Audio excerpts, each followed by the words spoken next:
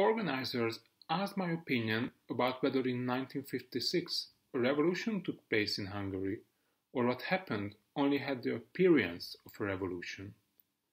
The question is surprising if we think of all the media reports and representations of the events of October and November in Hungary, or photos of the armed rebels and the Soviet tanks on the streets of Budapest. And there are plenty of pictures and film reports of different cases of solidarity, mass demonstration in Western capitals, uniquely in the Eastern Bloc, in Warsaw. The problem of suspecting an imagined or fake revolution is still real. We, media consumers, have become suspicious. We have watched too many violent events around the world, and the word revolution itself has been overused. So what can we say about the events of 1956 in Hungary?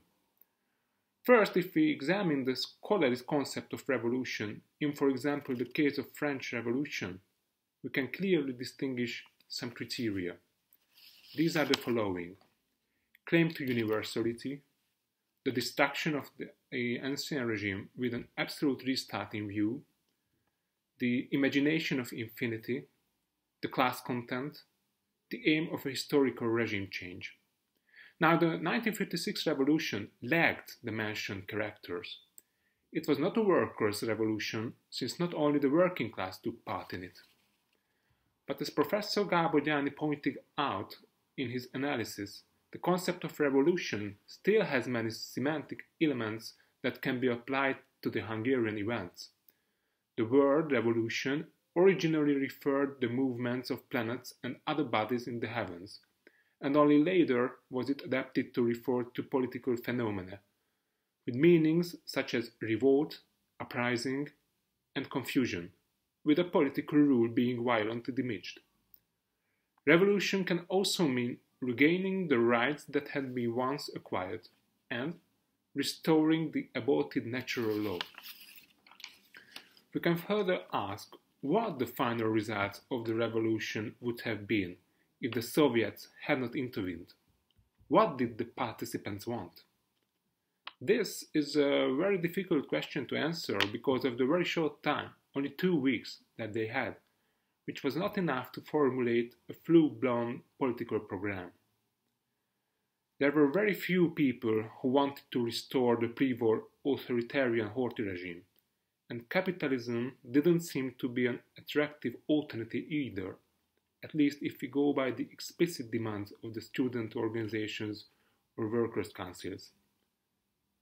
Part of the goals responded to the challenges of the current moment, and part of them, like the demand for a democratic transformation of the country and the restoration of an independent nation-state, had long been topics of public discourse.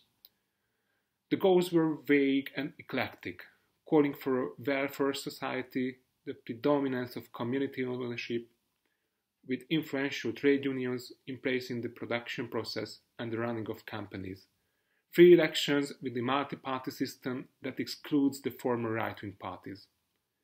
This very heterogeneous socio-political program seems to be a kind of third way, one between capitalism and communism, democratic and left-wing, not to say socialist.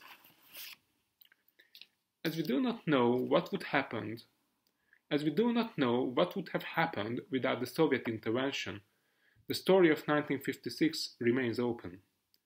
But we can clearly say that the Hungarian Revolution can also be connected to ideas of modernity and progress, framed by democracy, the political system most worthy to the people.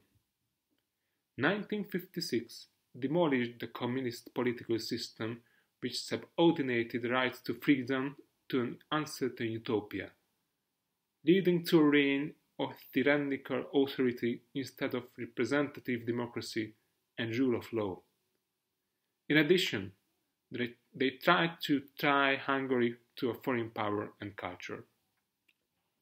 As Professor János Rajnerem has said, the Hungarian Revolution can be interpreted as an anti-totalitarian rebellion, or the attempt of returning to liberal democracy, or of building a new self-governing socialism by a deeply wounded nation.